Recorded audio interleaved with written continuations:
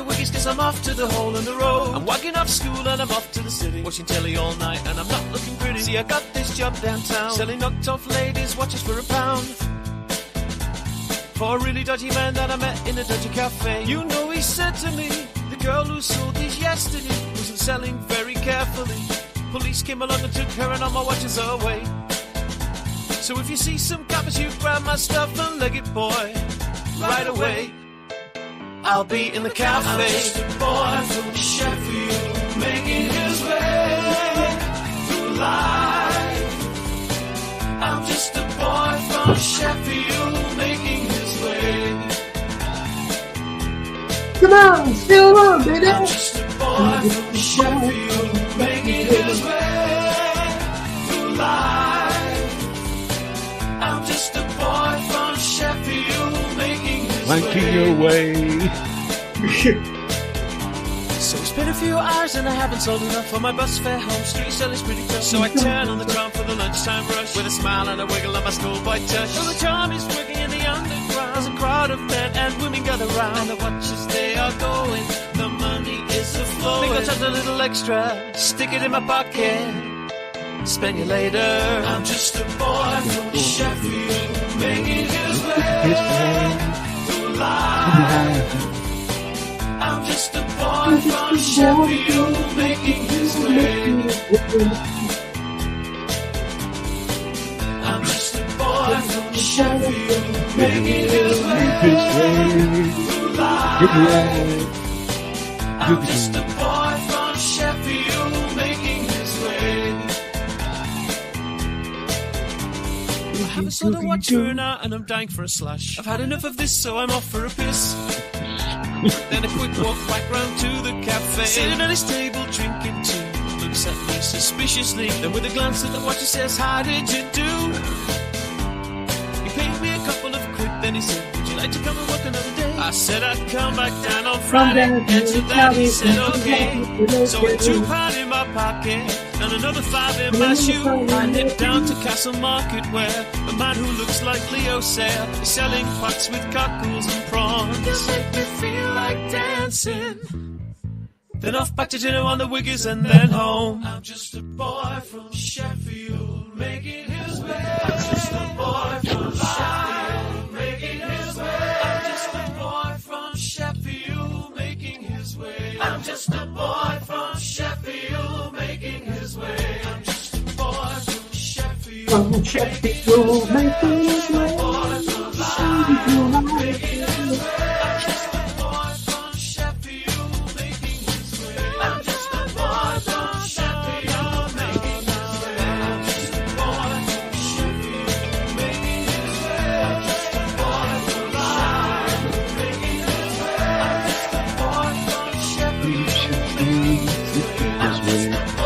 from Sheffield, making his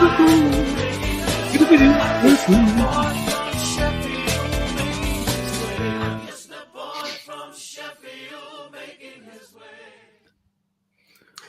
Through life. Good evening and welcome to Raconteurs News on a Tuesday. It's Tuesday night, of course. It's Tuesday night. That means it's Raconteurs News night, isn't it? Of course it does. It means that in colour, in massive colour on YouTube.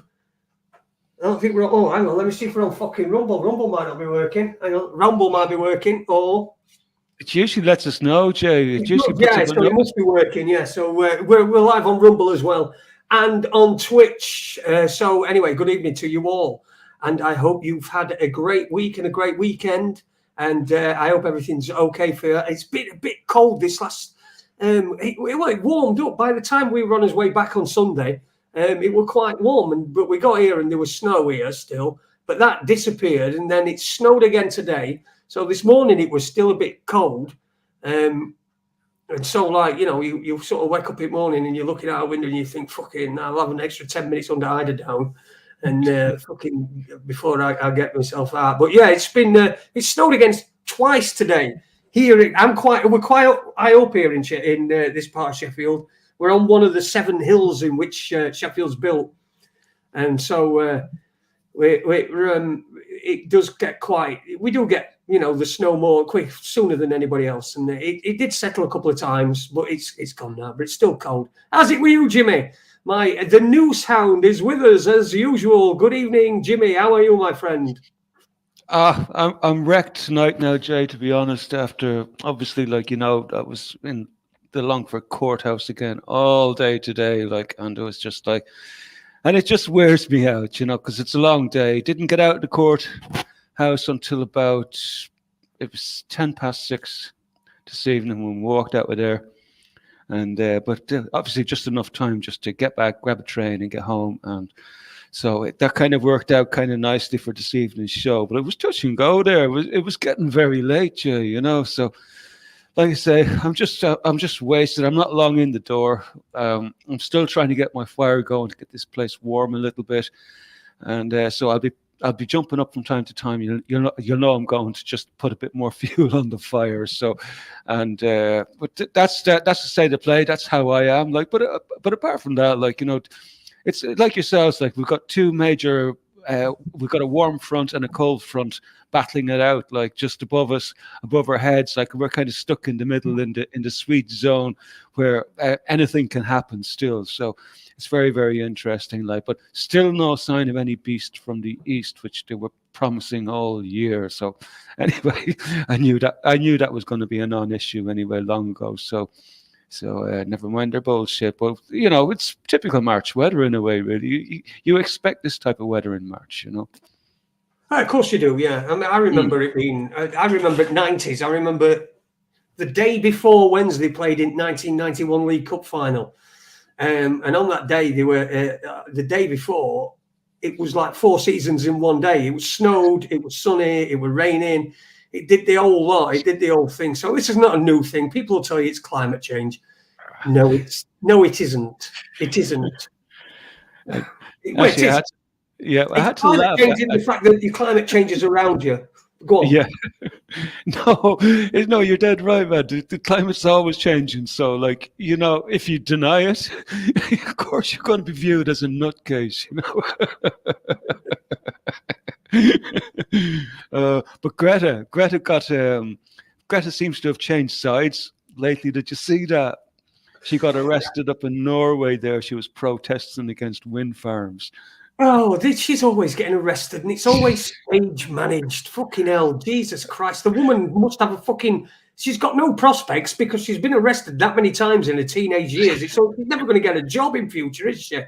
And it's always all there, the old post-foot cameras, coppers post-foot cameras, with the fucking climate hats on and whatever. Where did you get that fucking climate change hat? Yeah, she don't need a job though, Jay, does she? She's already employed. When George Soros gets a little bit giddy, all she has to do is go over and sit on his knee and keep him happy for a little while. Allegedly. Say allegedly. But she has deleted a tweet this week from 2018, which said that in 5 years' time, apparently that if we didn't stop fossil fuels in 5 years, then we'd all be wiped out, and we're all still here. So I don't know whether the 5-year time limit constraint was, we had 5 years to stop using coal and fossil fuels. But anyway, we've gone over that, so we might as well just carry on now, aren't we? And just fucking in style if we're going to be fucking, I'm all for that. If as a species we're going to be extinct, I think we should go out in style instead of, farting about with crap. I don't know if I watched a couple of YouTube videos last night, and they were quite interesting. I've never come across them before, but they were like little 15-minute sort of stories, but they were well acted out, good production values. And there were one story that was somebody coming from government, and anybody over 80 was what was the phrase they used? Was moved on. They had a plan in place for everybody over 80. So when you got to 80, someone would come around to your house. If there were nobody there to look after you or do anything, you didn't have anybody, then the government would take over, and then you'd have an exit plan. In fact, that's what it was called, an exit plan. You call it and it were about this bloke goes around and he knocks on a woman's door. Really interesting. really interesting stuff. I watched a couple of them. One was about the old people, and what happened eventually is there were a load of old people in there that were hiding out, and they ended up beating him up and kicking his fucking head in, and then feeding him. And getting him to sign off that they were all, not there anymore and that sort of thing, so that they won't be bothered. But really interesting. And there were another one about a place called Utopia. So a bloke has been living on a beach in Philippines or Thailand or somewhere, and he comes back home, and the place where he lives is now called Utopia. And it was essentially, there were no police or anything because people reported each other for crimes. So what happened is when he gets out of the aeroplane, he actually drops something when he's just putting something into the boot of his car. His mates come to pick him up. He's putting his luggage into the boot of the car, and he accidentally drops his bandana out. It falls out of his pocket onto the floor. So they get in the car, not noticing, and this woman comes up behind who sees the bandana on the floor, takes a picture of the bandana and the registration plate of the car, and then reports them. So then he gets a fine and his car stops. So him and his mate have to walk back. It's really interesting. They're only about 15, 20 minutes long. They're like little short plays, but they're a little bit tales of the unexpected type things. But they're new. They look new anyway. The production values on them are great, and the acting's pretty good. So Omeletto, I think they're called. Omeletto. It's like omelette, but only one T and an O on end instead of an E. Omeletto. But really interesting stories. So I suggest you have a go. If you're looking for something just to look at, I only watched a couple of them, but they had loads of different subjects, all subjects that we'd be interested in. That we've talked about on this channel over the years. So it's quite interesting. Omeletto, I think they were called. Let me fucking find it. You talk now, Jimmy. Let me see if I can find it, and I'll put it up. Well, that reminds me of a little mini series I was following. It's related to Star Trek, and they were running a brand new series of Star Trek, trying to follow on like from before it went all sort of weird and wonky and so almost woke in a sense, like.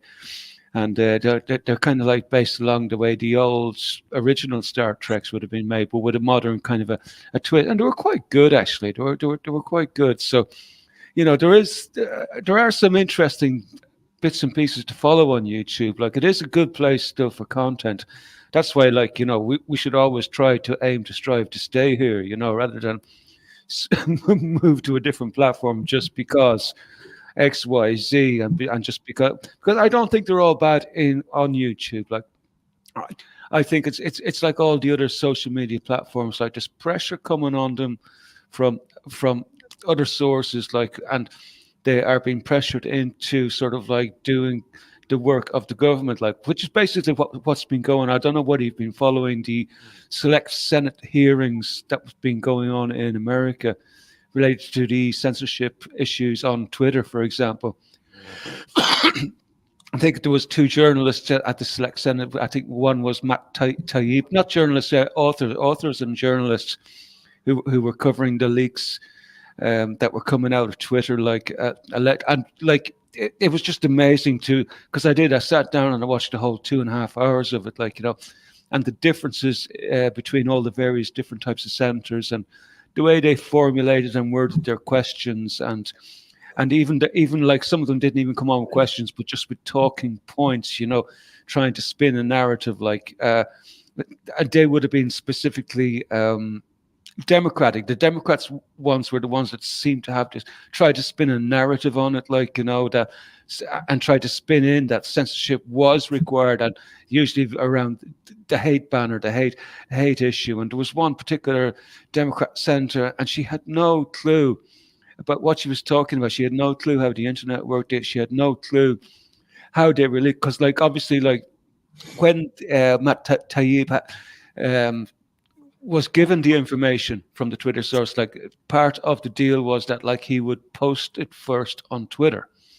So now you got this Democrat senator. She's a bit clueless. She's middle-aged, maybe approaching elderly in a sense. So she had no clue. She couldn't get her head around that. about how the information was posted first on Twitter. And obviously, like in her head, like there's some sort of collusion thing going on here. There's something nefarious going on. It's just, and also she was pushing Tayyip to drop his sources. What's your source? And Tayyip had to keep on saying to her, look, my sources are I keep my sources private, like the Hirsch story about the Nord Stream 2 bombings. There was something similar to this. Like she's trying to get him to dump his sources, like pushing him to tell her sources. And obviously, like when you're a journalist, like your sources, you got protection for your sources. So that's how it works. Like, so it was very, very interesting how she had to be taken down a peg or two for trying to push for a journalist to supply his sources. Like, God, what's his name? Jim Jordan. Jim Jordan took her down. He's the chair of the Senate Select Committee. It's kind of interesting watching the Republicans in action now, because there's a lot of these Select Committee hearings going on all around the coup, around the censorship, a whole range of topics. January 6th is another one. So, but anyway, look, I don't want to go too far from where we were, like, because I'm going down rabbit holes now. But we were talking about like interesting content on YouTube. And did you find what you were looking for? I did, yes. Here we go. This is the one. This is it. It's called Omeletto. As you can see, Omeletto. As you can see there, two friends are stranded in the desert. See, they're pretty good. That's only 12. That's new, that one then. So that's the one I watched last night. A widow who lives in an overpopulated future gets a visit from government agent. This is the one. That was pretty good. I've not seen which one's the other one I've seen. See, there's all these good ones, and they're pretty short. They're not, they're like 15, 20 minutes each. Man who lives in a society where citizens police each other with their mobile phones. Utopia. That was the one I was telling about just before we start. But there you go. So I'd subscribe to that. That's pretty good. I like this. I really enjoyed the ones. And then, come here, are they done by various different screenwriters and playwrights, or is it just the same people doing that? I've no idea. I really haven't got a clue. Oh, okay. No credits or nothing, no? There's credits on it, yeah, but I didn't really look at credits. It's just, I'm like, I don't. Yeah, okay, no, fair enough. We can check it out afterwards. I'll have a look. Stuff like that. So there's it's pretty good. Have a look at them. Omeletto, 3.49 million subscribers, world's best short films. There you go. So that's. I'll stop sharing that one. There we go. So that's that. But it's really interesting that YouTube have got them on, and that people are watching them and seeing these things. I know there used to be things like this before.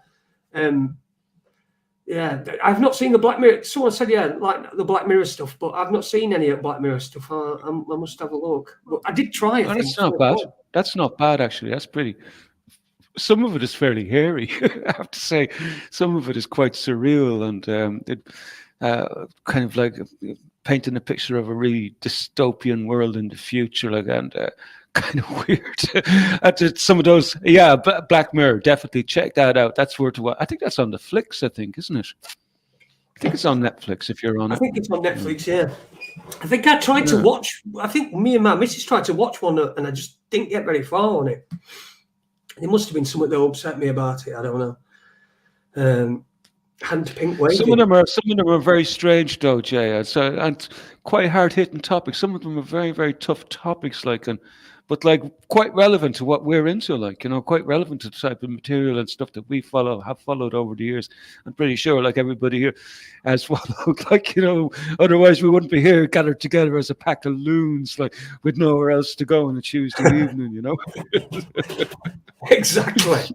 Exactly. So anyway, what's you're like I said, you're our news hound. What's newsworthy at the minute? I know that banks in America have took a bit of a hiding, and there's a bailout that they're trying to say is not a bailout, but it obviously clearly is. This is not just America, man. This is hitting England now today, from what I gather. I had a good chat today with Gareth. Well, all sorts of topics. I didn't even get a chance because I'm not that long in. So, but I will be checking it out later on. But apparently, there's a lot of banks in England at risk now of falling prey to what's going on in the States, because what's going on in the States, we can't take it in isolation. In fact, like this story of Silicon Valley Bank is very, very fascinating for a lot of various different reasons. On the one hand, they're not doing anything different than any other bank is doing, really. And a lot of the blame has been put on the fact that, like, when people deposit money in the bank are not allowed to hold on to that money. They either have to invest it somewhere or they have to put it on deposit. Usually, like, what they do is they buy up treasury bonds, okay? So what's been happening lately is when the bank bought their treasury bonds, they bought them with a yield return. There were long-term bonds, as far as I know, probably 10-year bonds, and they brought them at a yield that was going to return 1.5 or something like that %. But recently, what's been happening is, because inflation is going so out of control, that, like, the Fed actually increased interest rates. Now, this is having a direct effect, basically, on the returns of the bank. And basically, what it's going to do, it's costing them money. It's going to cripple the banks. And this is not just an American thing. I think this is going to happen globally. We're looking at the global collapse of the financial system. I know it's like a little bit, we've been talking about this probably for 20 odd years. The collapse is coming. This is like a 2008 thing, like, you know, and this is not just going to stay in Silicon Valley, because we also had, like, the Swede pension fund was heavily invested into this bank too. Yeah, Silicon Valley, yeah. Yeah, we're talking about a pension fund here. So, and this is what we've known for a while. This is what we've been told for the last few years, is that the social contract has been broken because of the fact that, like, there's been very, very poor interest rates. And if you live here in Europe, we're on negative interest rates, really. And this has already collapsed the pension funds. So, and this is probably the last gasps of the financial system. Like, I'm not all doom about it. You know, I think it should collapse. It should quite rightly collapse. You know, because if it's not fit for purpose, it's time to renegotiate the social contract. You know. I think that how capitalism works. Anyway, if you fail, don't you? That's how capitalism works.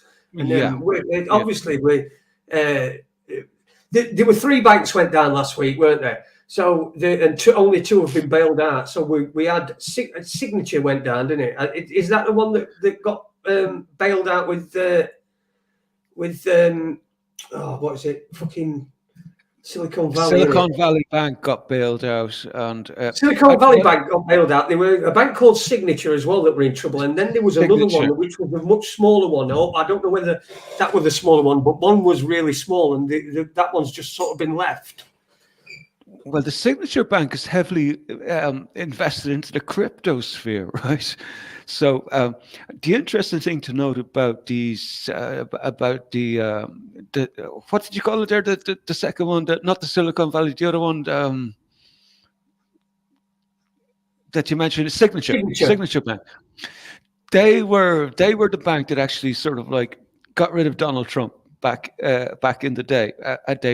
They closed his accounts and they wouldn't do business with him anymore. So is there a little bit of pussy bank? A pussy bank, and isn't it? We stop calling them woke now. Let's just call them what they are: pussies. Yeah. Well, they closed Trump's accounts and everything because whatever, you know, it doesn't matter.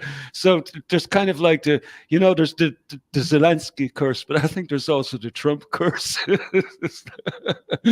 But it's very, very fascinating because Circle, who are also, like, heavily involved in the crypto sphere, they have huge holdings at Silicon Valley Bank as well too. So Circle that lost a huge amount of money in this, and they are connected very, very closely to Tether. If you're familiar with that cryptocurrency, this Tether cryptocurrency has been on my radar now for about a year now, because ever since that is it Evergrande collapse in China. Is it Evergrande or I think it's Evergrande in China, when all they were big housing developers construction for like they were into housing development and stuff like that, and they went totally bust there about a year ago now. Yeah, and they have been linked to Tether. The Chinese have been linked to Tether. It turns out that like there's a lot of Chinese companies who were heavily involved also in Silicon Valley Bank. We're talking about biotech companies. We're talking about green energy companies. We're talking about a whole range of Chinese involvement here. And I'm just finding it all very, very curious that like it happened to be Silicon Valley Bank, and all its connections now they're coming out into the open, like, and their involvement with China and all the green energies and all this woke shit. Like it's just curious that they're getting taken out in this fashion, you know. It had to be them, like, you know. But obviously it's not just them, like.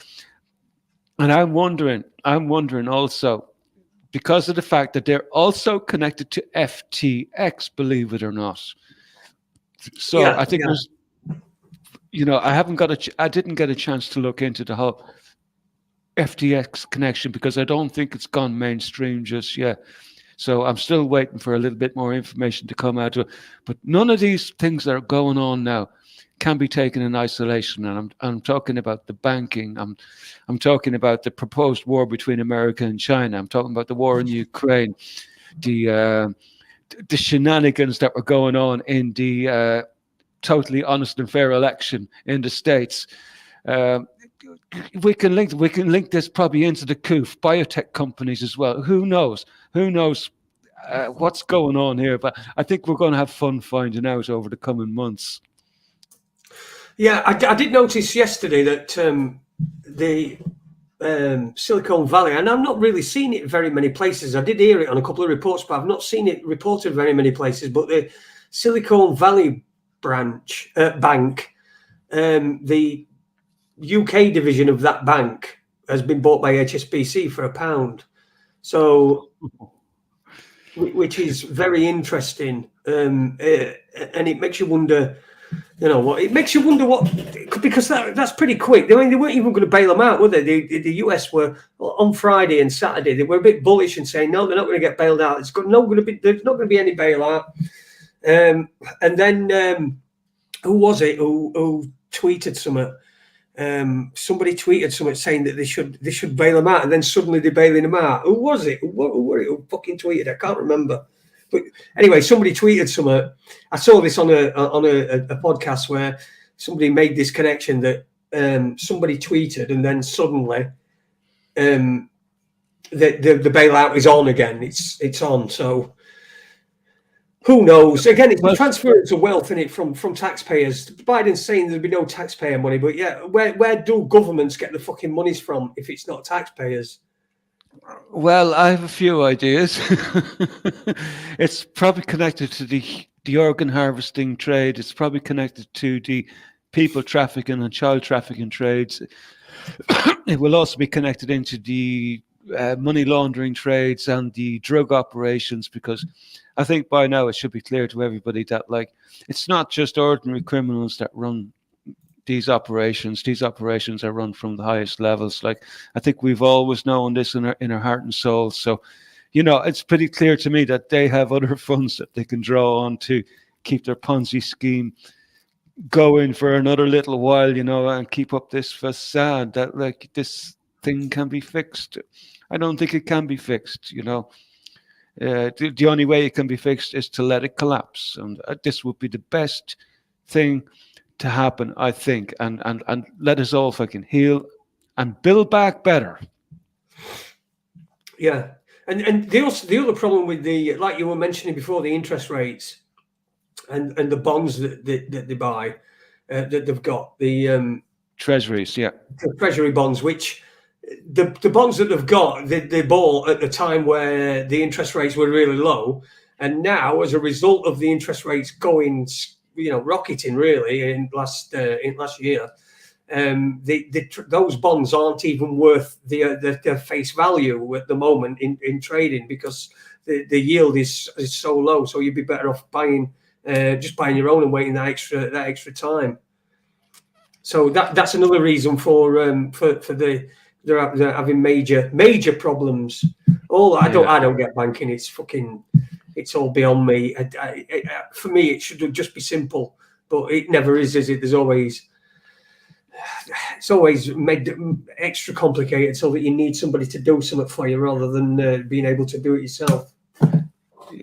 Well, I'm like yourself. Like, I'm trying to learn a little bit of finance as I go along, like from listening to loads of various different speakers on the topic who knows, they could be all fucking bullshit artists for all I know, like, but I do pick up bits and pieces along the way.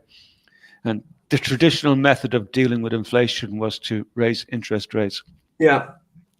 To get money back into the banks, basically, and perform you. But like, what this latest issue, what this latest issue is highlighting is that, like, they raised the interest rates thinking that they could sort of like solve the inflation problem, and what that actually done was it started to cause the collapse of the banking sector. So they figured out now that they can't stop inflation now with the traditional method. So, like, I'm just wondering, what's your plan now? You know, what is your plan? Because your old method of like controlling this bullshit, just I think the rule book has been rewritten somehow, and the old little tricks that you used to use it's not going to work. And they might be able to bail Silicon Valley Bank out. They might be able to bail a few. Can you bail them all out? I suppose you could if you're running at the printing press, like, but you know, what's that going to do in the long run? You know, you still got the problem. The inherent problem is still there. It's like this idea of growth. I think it connects back into this whole idea of growth and actual growth. That's all it is. In everything's about growth and growth and growth and growth, and then until it dies. Essentially, corporations are like people. You know, they grow and grow and grow until they die, and that's really what they do. Growth is a big part of everything, and it's exponential. Exponential growth is unsustainable, and they talk about it as if it's if we don't get growth, then blah blah blah blah. Fucking hell, they ought to get a growth. I don't know about fucking growing. Yeah. Ridiculous. Yeah, it's all ties into the doubling time as well too. And I used to I've had this link open for a very long time, but which explains how the doubling time is calculated. And let's see if I can figure it out again. But basically, it all hinges around the number 70, right? So it's the rule of 70, basically. So so if we divide 70 by the growth rate, and then you'll just find the doubling time. So just say like a country is working and it's got a growth rate of 2%. Basically, you divide 70 by 2%, not by 2%, but just by 2, and that'll tell you how long it'll take everything to double in price, basically. So you're looking at 35 years for the price of something to double, and that seems to be what has been happening. Basically, if you go back and you compare the prices of things, say maybe 50 years ago, and you watch the price of things progress over, say, the course of 35 years, you'll find after 35 years, a bag of crisps would have doubled in price in that 35 years if you were at a 2% growth rate. Some countries actually have higher growth rates, you know. So this is why, like, you know, this is what exponential growth means, you know. That yeah, it just means everything costs more fucking money. So you're working for, you know, you're not even getting the same in real terms. You're not getting the same amount of money because you've got no buying power. The amount of the buying power with your money is reduced due to inflation. So it's all one-way traffic. It goes to them and it comes from us, and that's the way it is. And that's all you really need to know about finance, unless you want to work in it. In which case, fucking hell, yeah, you're a fucking nincompoop. I mean, what's the growth rate of the population in your part of the world, Jay? Like, I mean, like if you had a population growth rate of 2%, if you had a sewage system that was just barely functioning and keeping the people just barely able to deal with the waste from the people of your town, for example, and if the growth rate of the population was 2%, per year, like in 35 years, you would need 2 plants, right? It's like, basically, like, this is the problem with growth. Like, I think the only reasonable growth rate is probably 0%. That's the only reasonable growth rate that you could have, like, and that would keep things kind of stable. Like, this idea that you can grow an economy at 3, 5, 7% a year. I mean, it's just nuts, man. Do you know what that means? Do they know anything at all about percentages? That you have to ask yourself, these people are just crazy, man. Yeah. Spanish Chicken has made a couple of points, actually. Talking about the bank, the Silicon Valley Bank. The CEO sold 3.5 million in stock 2 weeks before this all happened. It's a fraud, yeah. It's a rug pull, isn't it? It sounds like to me like a rug pull. You've got a ton of people that were a ton of companies that have got money in Silicon and not being able to. The knock-on effect, of this happening. I mean, the people can't make payroll. That means people can't be paid. That means that there's less money in the economy because people have not been paid, and they're having to borrow and more debt increase. It's just horrendous, and nobody at top ever fucking seems to gain any shit for it or seems to suffer. You don't see it like the old sort of stereotypical cartoonish banker going bust. 1 minute he's there in his solid gold house with his solid gold car and his swimming pool and all that sort of shit, and then the next minute he's fucking walking down the street with old Dick Whittington fucking stick on his back with his sandwiches in it and a big hole gaping in his shoe with no sock on at front. That just don't happen, does it? These people that cause this. I was thinking something more like he end up as a splat on the side of the pavement. Yeah, that's probably, if it got to it, that's probably where the cowardish fuckers have got. Would do. Yeah. They'd probably have a splat on pavement before they went to prison for all. But yeah, it's fucking. See, we don't need these cunts. These are the cunts we don't need in society, and yet we're fucking reliant upon the bastards to be able to, just to be able to, because the system that we've got, just to be able to exist, you need to be reliant upon these pieces of shit. And it's a sad place we find ourselves in as a species. A species. I'll go check on my fire, Jay, by the way. I'm going to check on my fire, by the way, Jay, just because it's not that long. I only just got it down before we went live, so I'll just check on it briefly. Mate. I'll name check everyone in chat room. Cool. So good evening to you in the chat room. Let me start from the very, very, very, very beginning, because we've not been on long, have we? If you just joined us, welcome to Raconteurs News. 33 people watching, which is, it always seems to say that sometimes, when I'm looking, it says 33 or 66 or whatever. But it's gone down. Someone's left just so that we can, we're not 33 degree Masons anymore. Good evening to El Freedom UK, Dr. Robert. There you go. Good evening to you. He's doing his show. I don't know when, but he'll be doing it at some point. I think he said this week or next week or last week or whenever. But anyway, El Freedom UK, good evening to you. JJ. Evening, JJ. Non-violent extremist. Tony, good evening, mate. Ditch the old Telegram, can't blame me. There's not really much on it anyway, so you're not fucking missing out on it. And I hope you're okay, Tony. Spanish Chicken. Good evening to you. 462904 as well. Good evening to you. And where we go? JJ, I've said that on all these. I think that's just about it. Oh, Matt Caddy. Good evening, Matt Caddy. And Donna, if you're listening, and the kids who are probably not listening, it's probably best because we do swear quite a lot on here.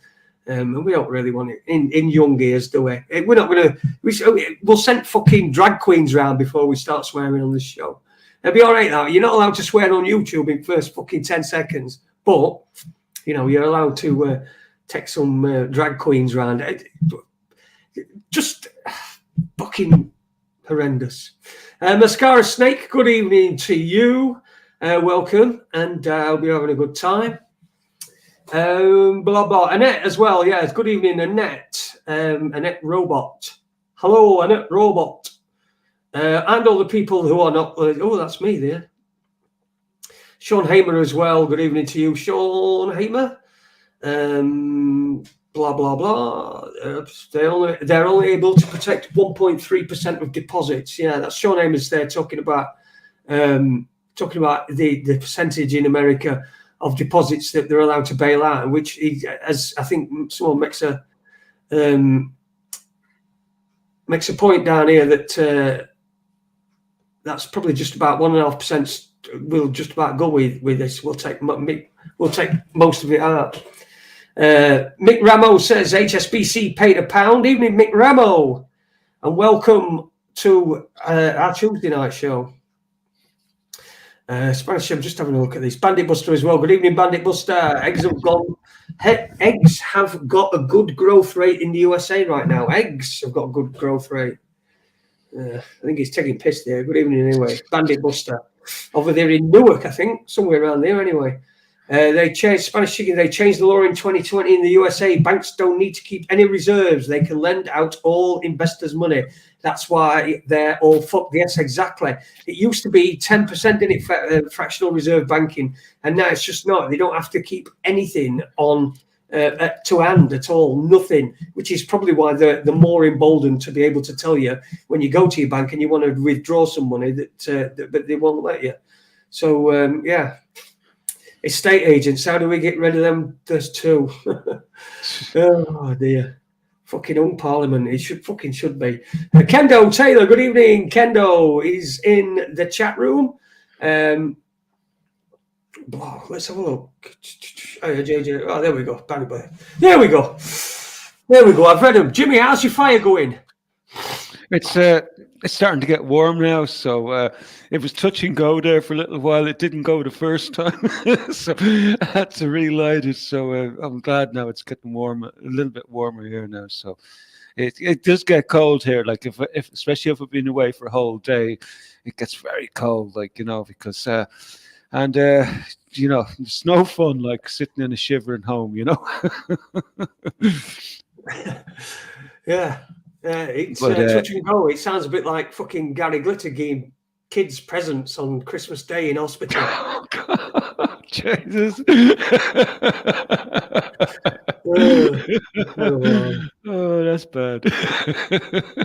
Took a couple of bankers on it, Jimmy. Yeah, get a fucking few bankers. Fucking full of shit anyway, aren't they? Does shit burn well? I don't know. I've not burnt my shit for a long time. It does, yeah. That's what they use dung out in Africa. That's what they use, dried dung. And I'm not sure, I'm not sure I'd want to be burning it in an enclosed space. But anyway, it's like, oh God. No, fucking hell.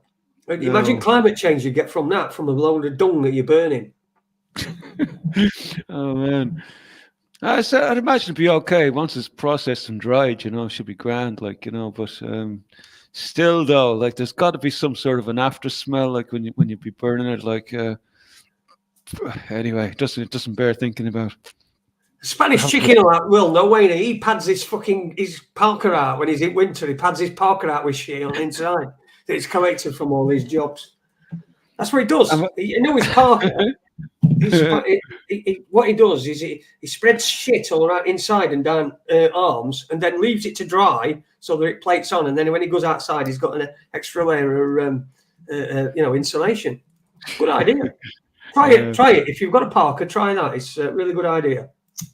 Well, an old trick from the homeless people is to put a lining of newspaper inside your clothes, to stuff newspaper down inside your clothes, for that extra bit of insulation, Yeah, I've slept outside plenty of times. Been fucking, slept in shop doorways and fucking bus stops and all sorts. And yeah, you get to learn all tricks. Yeah. Not Thankfully, not for very long. So yeah. I'm not trying to say that I had some fucking sort of bad time, because I didn't. But getting a bit of paper down. The old Just just don't. as well. Hey, that warms you up. Wetting yourself, that warms you up for a bit. You get like a brief burst of warmth. Right, and then pay for hours afterwards. Oh yeah. Oh fucking hell! So where are we? This fucking war? Because like I've seen, I'm getting more and more thinking it's just theatre. That there ain't really going on. Well, I think thoughts I'm getting. I'm not trying to, make light of anything, but it's just the more and more that I see, the more it seems, amateurish and theaterish. all is definitely not what it seems. Let's see if I see if I can grab a map and just have a look, because I'm watching Bachman like carefully. Bachman was supposed to have fallen like weeks ago or months ago, and it still hasn't fallen, but the Russians are making steady progress there, but it's not it. They just don't seem to be making very, very good ground with it. Where is the StreamYard? Right, so I'll just allow the screen share. We'll have a look at the map and we'll see a couple of the areas that I've been watching. So let's zoom in here. See if I can find Bakhmut. It's always difficult here. Is that Bakhmut there? There's Bakhmut here. This is an absolutely huge fortification. The last time we looked at this map, Solidar. Remember we were chatting about Solidar? There was Solidar up there. The last time I pulled this map up, the Russian line was coming down this way and around Bakhmut like that. So they've extended their territory and they're holding. This is the Russian area here in the rose coloured. Oh sugar! I'm after zooming out, and I didn't mean to. Bloody hell! I've lost where I was. Yeah, there's Bakhmut there. So basically what we're looking at here, we've got Chasiv Yar. I'm not sure how heavily fortified that is, but this is the only road left out of Bakhmut now. I think there's a few small minor roads that they can sort of leave. But as far as I know, there's about maybe somewhere between 3,000 to 10,000 Ukrainian soldiers still left in this city. It's not clear the actual numbers, but as you can see, this is what they call a cauldron. This is an operational encirclement here, and this is how they surround the city and cut it off. So this road is now technically cut off because they can hit it with artillery from here. So it looks like Bakhmut is getting ready to fall. I'm not sure how long it's going to take because it's a very, very heavily fortified town. So it may not, it could be a tough job just to get it cleared out, so because they just seem to be stuck there for such a long time. And also before we went live, I heard that they were making huge progress in Avdiivka.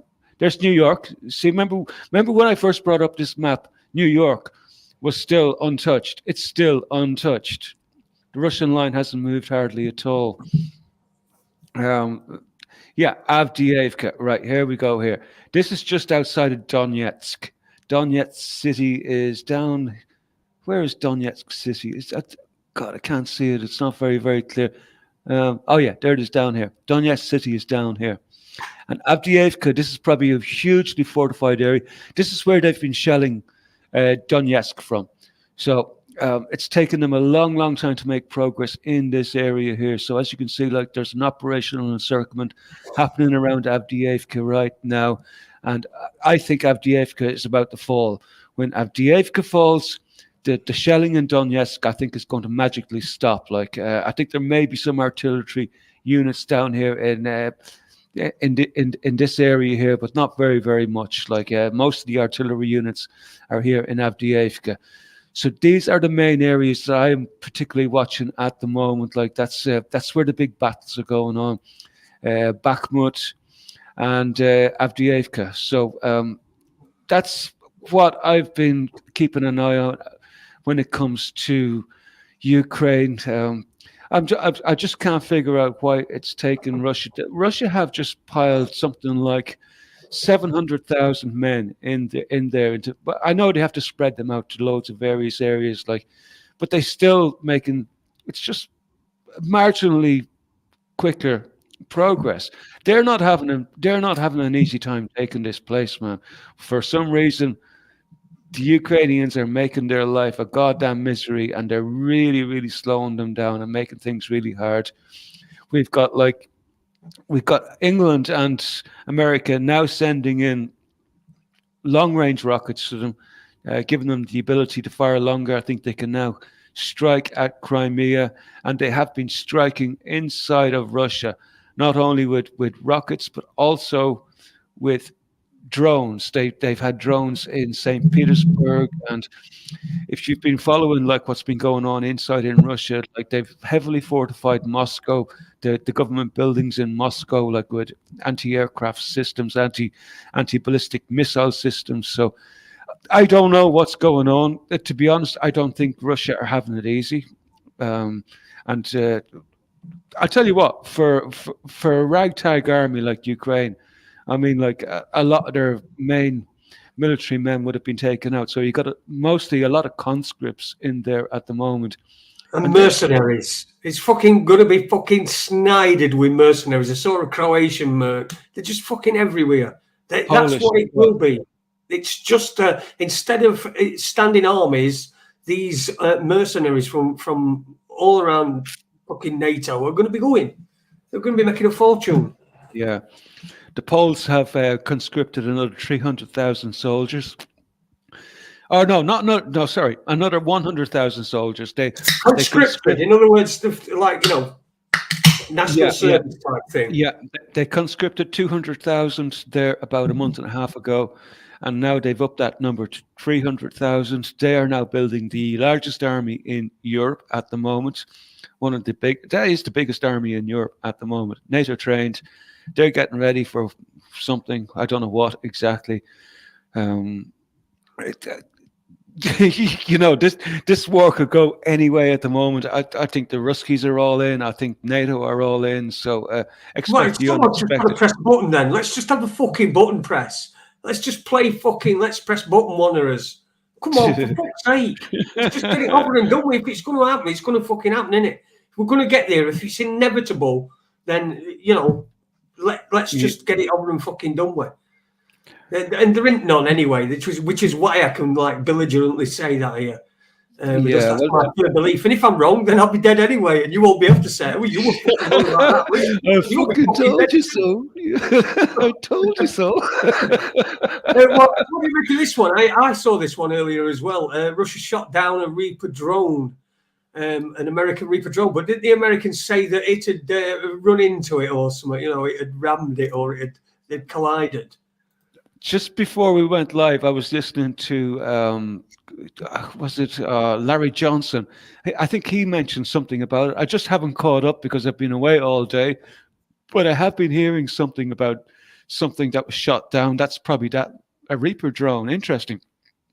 So yeah, well, the story coming from the Americans is that it was hit by a Russian jet. It was a glance, but I don't think it will have been.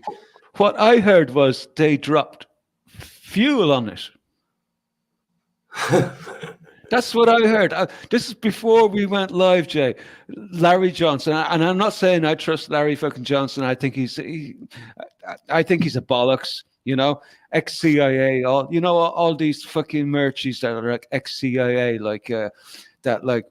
who's your man that was promoting all that shit, with children being abducted and taken to marry? Robert David Steele, ex-CIA. All these ex-CIA fuckers, they're disinformation specialists, and so I don't trust Larry Johnson. I wouldn't trust him as far as I'd throw him. But earlier on, before we went on the show, he was saying that they dropped fuel on top of it. He said, That'd be an intro. How the fuck do you drop fuel on a drone from a fighter jet? I'd like to see how that's done. I know exactly. That's the thing in it. I think the Americans are just really wanted to avoid saying a drone's been shot down. I think those words, "shot down," they know they're pivotal in the minds of people, the public. Shot down, it sounds like an act of aggression, and then I think that's what they're trying to do. Is they're trying to sort of make out that it was that these Russians got lucky. That they dropped some fuel on top. I mean, fucking hell, whatever. Do you know what? There's so many bullshit artists and talking heads on the internet right now.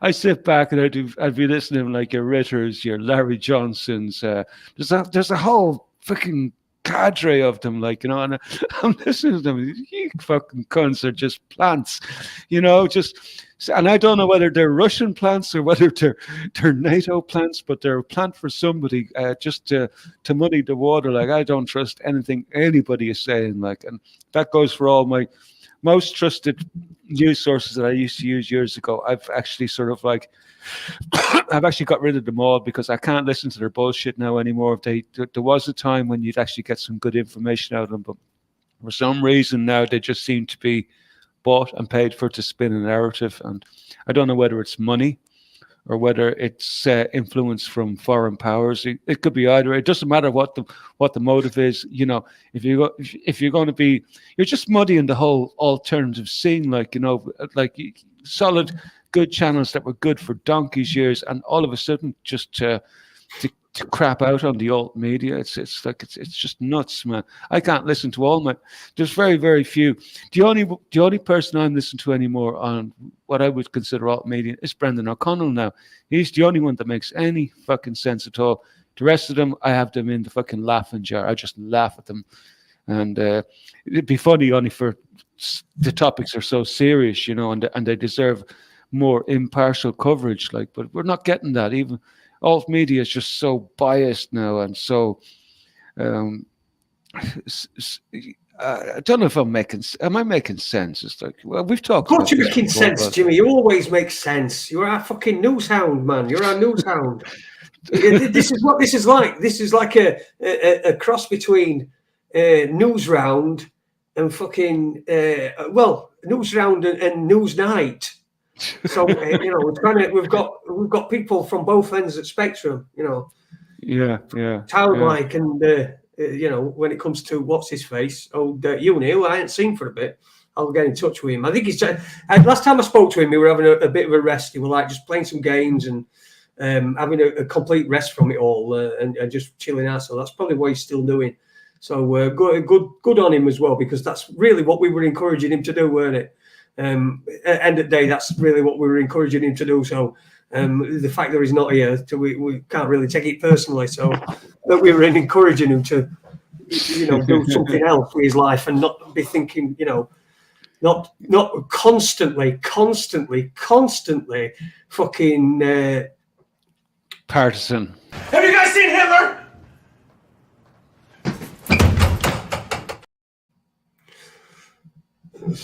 I love that. Yeah, we didn't want him doing that. So yeah, I wouldn't want to send him. I wouldn't want to send him to Ukraine. I don't think he'd enjoy it as a holiday resort. No, definitely not. Maybe Uni is setting up the Bank of Uni. He may be doing that very thing. The Bank of Uni. Bandit Buster, good evening, Bandit Buster, mate. Jace, you only want to play out your Threads fantasy, surviving in Sheffield in a bath and eating Aldi baked beans. If anybody's I've never seen Threads. It's about nuclear war. It's a film from 80s that we had to watch at school that were about a nuclear war in Sheffield. So that didn't freak anybody out at all, did it? You know what I mean? It was like fucking 70s. At least it was there, though. You had that. Remember them fucking... you won't remember. But they had some real public information videos that warned kids to stay away from fucking parks, stay away from strangers, and stay away from, dumps and fucking shit like that. They were terrifying. But It just reminded me, Bandit Buster. Thanks for that. It just reminded me. I said to other night. I was having a little chatting message conversation with Heath, and I think I was taking piss, but I said they were fucking at Crucible, which is a theatre here in town. I said they're doing Threads the musical, and he says, "Oh, you know, that'll be all." And he says, "Hang on a minute, Threads the musical." And I thought we should do that. We should make Threads the musical. You know, fucking have bits of skin hanging off us and singing songs about, you know, all that shit. Boils and stuff on your face. Fucking magic mushroom clouds. Do you remember the episode on Only Fools where they got into the they ended up they bought a survival bunker or a survival shelter for a nuclear war? Do you remember that episode? Yes, I do. Yeah, and I think they spent the whole weekend in it. That was so funny, man. Yeah, it turned out they were on top of roof. They were on a roof. They built it on a roof for a block of flats. I know. God knows how dodgy that was. Like, I mean, if Dell bought it, like, you know, God knows everything was wrong. Probably the filters were shoddy Chinese tech and everything. You wouldn't know what would be in it. Like, can't remember the whole way. I can't remember everything about it now, but I remember that it was just so funny. That's I have Only Fools on my list of things that I just love to watch over and over again, like along with Father Ted and Only Fools. And that's brilliant comedy. Like, yeah, I don't mind Only Fools. It's that's pretty good. Like I say, I've not really watched Father Ted, and I need to do that. I need to watch Father Ted. So yeah, it's on my list somewhere. When I find where it is, it's on my list, and I'll give it a watch. Because the clips I've seen of it are fucking hilarious. So, yeah. Immigration, mate. Let's get on to that, because that's a big hot topic over here. Of course, we had Gary Lineker last week telling everybody that they were all fucking Nazis from 1930. He said it was rather like the language used in 1930s Germany. And then I thought to myself, well, hang on a minute. Well, how did he fucking know what language were like in 1930s Germany? No, what you've done is you've read what someone else said the language was like in 1930s Germany. That's what he should have said, rather than pretending that he's got first-hand experience. But like, it's a real fucking big hot topic around these parts, and it's a similar situation in Ireland.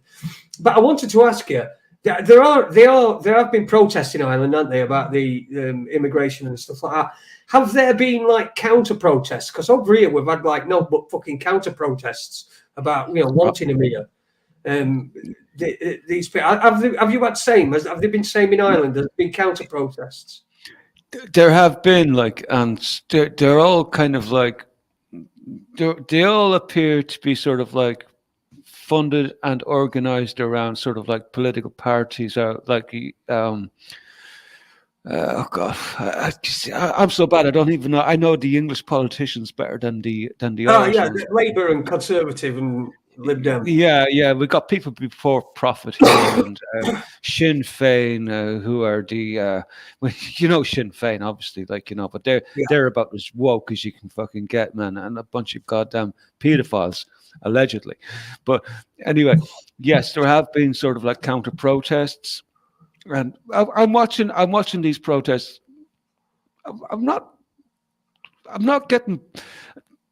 feeling the love, right? I'm not feeling the love. I like a lot of the communities. There's a lot of good people involved in the protests, women, children, and concerned parents and concerned adults, like for safety and stuff like that around. Because like there's some scary stories coming out, like, you know, and obviously, like, I try to keep my feet on the ground with a lot of scary stuff that's coming out. Like, but we had one story there that was coming out over the last few days from allegedly a girl who won't show her face, but she was doing an interview, and it was in Blanchardstown. Apparently, there's a floor on this particular hotel, and it's full of Somalis who are all allegedly rapists and the like. And allegedly there have been a number of rapes also on that particular floor, and the Gardaí are not interested in going in and doing much about it. So like this girl, like I was listening to her as she was speaking on camera, like, you know, obviously she wouldn't show her face, but she was very, very disturbed and distressed. I got a little bit of authenticity from the way she was talking. And I was thinking to myself, this girl sounds real. You know, you can just tell. You can tell, like, you know. So there's a lot of concern in the community. I'm following a lot of the most vocal people who would be in the movement, say the likes of your Satirical Soldier. There's another guy called Flanagan. There's Derek Bly. There's a whole range of like what I call Pied Pipers. And Garrett today helped me connect a few dots with a few of them, because I smelt a rat with all of them. Like, and apparently there's police connections to some of these characters and individuals. Because, and I'll tell you why I have a deep distrust for a lot of them. About a month ago, it wasn't long after Garrett's last case that we went to the court. James Collins, Ireland, who is he sounds like a fucking bollocks, man. But I just thought I'd call into a show anyway, and see if I could highlight the details of Garrett's case to his audience, and see if we could get some traction and get some interest in the particular story of all the people involved, because Garrett is obviously not the only one who's been followed under this Section 6 legislation, which has been brought into the country, and that the courts are now trying to act on to bring people to court for thought speech, for things that they might say to politicians, for things, you know. It's like this is kind of like a protective barrier for politicians, because they don't want to be confronted about anything that's going on, especially regarding the walkies, right? Now, this James Collins, I went on. I spent about an hour on his show talking about all the issues around Garrett's case and about other topics, and hopefully, like, some of his audience got some of the details out of it. I might have checked out the cases and stuff, but when I went back about a week later to check on the podcast link and to see and send it around, the podcast wasn't there for a start. He didn't actually go. He didn't let it go live. Well, obviously we were live on the day, but he didn't actually leave the podcast up. It was removed. So I'm smelling a rat. I'm smelling a rat from him. I'm smelling a rat from all the so-called leaders of these, the most vocal people on these protest movements, even the ones that seem to be on the side of the people. From what I'm hearing is a lot of these big voices are probably connected to police. They're probably connected to the state in some way, shape, or form. And what appears to be going on, and what Garrett was explaining to me today, was what they're doing is they're getting information from people about what's going on, so that they can organize their case, and so if there's any cases going on and stuff like that, they can get organized and push back against any ideas people might have on ideas on how to fight them and how to fight them legally. And I would have to say, to me, that's the most plausible explanation I've heard to date. That that's what these fuckers are at. These are the most vocal people in these movements, and I'm not saying that they're central to the movement, but they're the ones that get all the fucking airtime. They're the ones that are being posted everywhere on the likes of Telegram and being shared around, by whatever means people have the ability to share this information with each other, So I'm very, very concerned about what I see going on. I don't see the race thing as being an issue. I see that as just a ploy, just to muddy the water and keep people sort of preoccupied while there's other bigger topics going on, the releases that are coming out now about the origins of the plague. There's a lot there's a lot to unpack in this, Jay, and I don't think we're quite there where we can put all the pieces together. But I think the race issue is part of this. Maybe it's a replacement theory. I don't know. Maybe it's a big replacement theory. I don't know. Or is it just a way to rile the people up and get them really angry and pissed off and get them engaged and maybe push everybody towards the right, I mean, the left have been gaining so much ground over the last few years. Is this now the final push to polarize them to the other way so that they can mobilize them? And you develop enough hatred in people against a particular way, you can actually sort of get them to go to war. That's the way I see it. Like, is this what they're lining people up for? Yeah. Again, it's all over the place, isn't it? But if you look at it, if you disagree with, if you think that a woman is a woman who has not, and don't describe him as a vagina owner, right? Which I've fucking seen. If you think that a woman is a woman in what we classically know as a woman, which is what a woman is, you're fucking far right.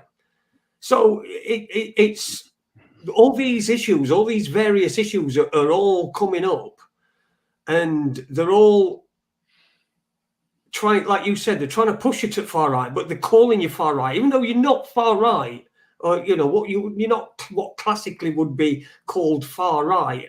And then you called a fucking Nazi, and then you realise Nazis were actually really far left, really, really far left. You fucking tell them that. If you tell them that again, you're far right, and you're fucking far right if you absolutely anything. You know what I did yesterday, right? Well, I was going for my blood test yesterday, so I jumped in my fucking car.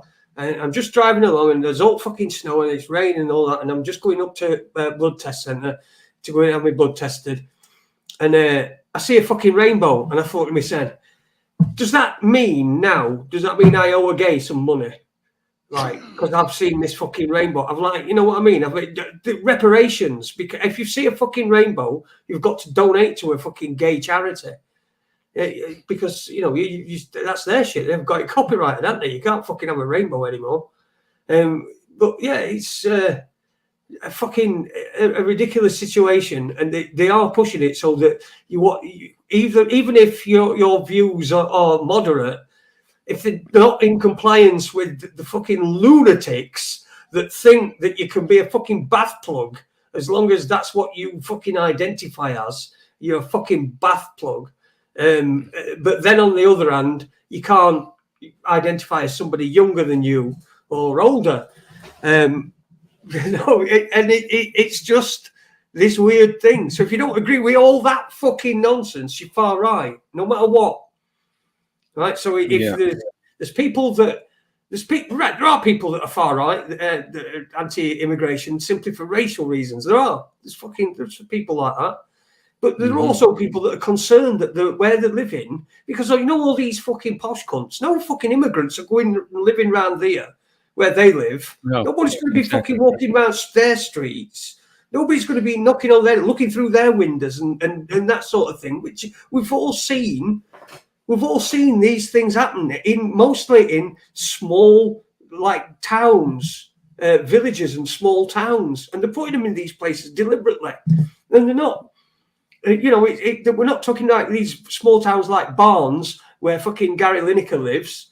We're not talking about villages like that. We're talking about villages where there are, a centralized sort of regular population. Not these little fucking villages where they're all living in fucking country cottages and all that shit. They're putting them in the fucking where there's a centralized, where most amenities are and things. So those are the people. Everyday people that are having to live with it and having concerns that your way of life is being disrupted by this, and your way of life is being disrupted by this. My way of life's been disrupted by it.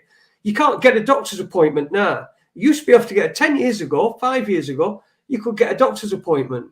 You can't get one now. Now that's a direct result. So that's had an effect on my life. So it's natural that I should have a say in the future of what happens to these things that have had an effect on my life. And that's fucking far right. Of course it's not fucking far right, but that's where they're getting you. So you're either all in with the fucking lunatics who think fucking red's green and fucking pink's fucking orange, and if you've got green and fucking red hair and you'll fucking scream and abuse, but we're completely neglecting every single fucking thing that would make you not like you are. You're neglecting it, and you're just trying to fucking make everybody fall into line. You're just like being a spoiled fucking brat. And anybody who's not pandering to spoiled brat, go far right. Yeah, yeah. And if you believe there's such a thing as a woman, you're far right. Yeah, you're far right. If you say there's two genders, that's far right. That's a far right thing to say, that there are only two genders. There are only two genders.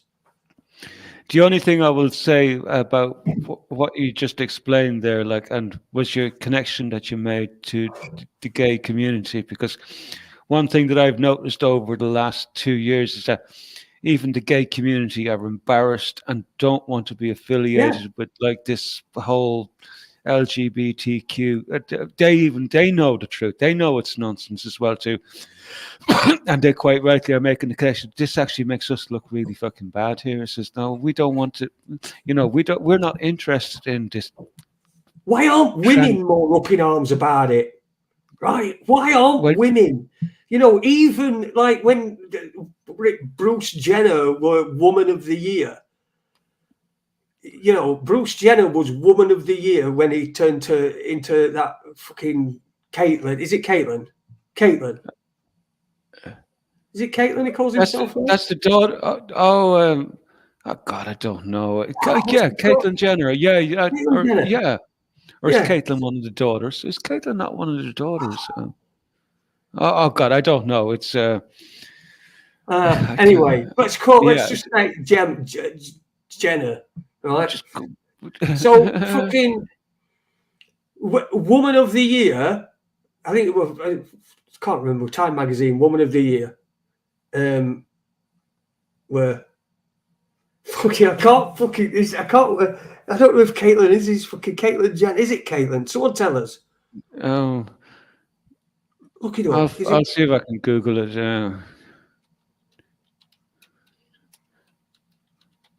Caitlyn Jenner. So a man wins Woman of the Year, and now why aren't women up in arms about that?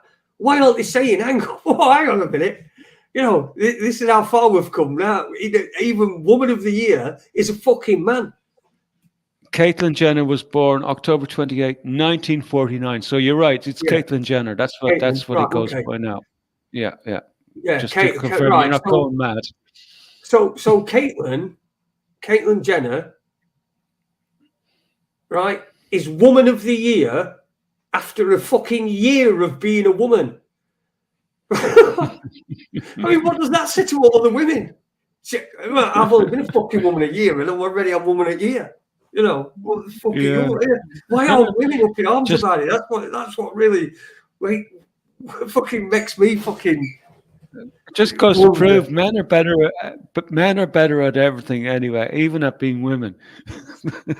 Well, I mean, that's what the implication is, isn't it? I mean, the Woman of the Year is a fucking man. Our queen died. They replaced, new queen's a man. And come here, did you hear any rumor? Now that we're talking about royalty and stuff, did you hear any rumors about Meghan and Harry having heavily invested in that Silicon Valley bank? Did you hear any rumors about any confirmations on that? No, I think I've just heard. I've just probably just seen same headlines as you, or similar. Right. Okay. Yeah, there is an implication that they did. Oh, they have, because now it's all fucking backed up in it. So it's all been bailed out. So they've still got money in it. But yeah. Well, no, just because it's bailed out doesn't mean that, well, mind you, I did hear that depositors were able to get their funds out. So maybe they did back from Monday. Right. Okay. So yeah, I can't wait. There's a Brendan O'Connell stream I'm going to be watching after the show, because if it's true that this Silicon Valley bank was, I know we're going back to the bank and finally people are fed up with it, but if it's true that they're connected to FTX, it's very, very possible these fuckers are also connected into the drug cartel, which is located in New Hampshire. up near Massachusetts, and this is all going back to the Mike Gill story. I'm just wondering, is there something going on behind the scenes here, like the takedown of these drug cartels inside? Because obviously this is a global operation too, So, but anyway, no, we won't go back there. Fuck it, man. I'm losing the plot here. I'm going back over stuff we've already covered, but stuff I forgot to mention though earlier on. Change the subject, Jay, please. Oh, okay then. Let me have a look. No, wait, yeah. What about this? We got this Eleanor Williams. Have you read that story? No, no. She's got 8.5 years for. She lied about being raped and trafficked. Let me pop this up on here. This is from the. Hang on, what is it? The Guardian. Fucking Guardian. I know. Bunch of cunts. Information I'm sharing. Don't buy the fucking Guardian for fuck's sake. Or do. No. Do what you fucking want. I don't care. They're far left. They're far left.